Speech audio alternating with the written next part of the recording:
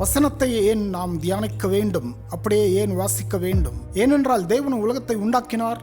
அவர் அந்த வல்லமையோடு அண்ட சராசரத்தை இன்னும் நடத்தி கொண்டிருக்கிறார். ஜீவனுள்ள வல்லமையாய் இன்னும் அது செயலில் உள்ளது. நம்முடைய மனதை ஆயத்தப்படுத்திக் கொள்ள வேண்டும். நான் வசனத்தின்படி இருக்கேனா? நான் இந்த இடத்தில் சரியா இருக்கிறேனா? இந்த பகுதியில் அல்லது வேறு ஏதாவது வளர்த்து கொள்ள வேண்டுமா? அநேக ஆண்டுகளுக்கு பிறகு தேவன் மாற்றத்தை எதிர்பார்க்கிறார். உனக்கு தெரியாது ஏன் என்று இப்பொழுது புரிகிறது. அவர் மாற்றத்தை ஏற்படுத்தினார் என்று. இப்பொழுது மாற்றுவதற்கு பரிசுத்தாவி உண்டு. இப்பொழுது நீ அந்த தோற்றத்தை காண வேண்டும். இந்த வார்த்தை எல்லாமே எனக்கு செய்தது. இது எனக்கு தேவை. எனக்கும் மற்றவர்களுக்கும் நான் ஆசீர்வாதமாயிருப்பது.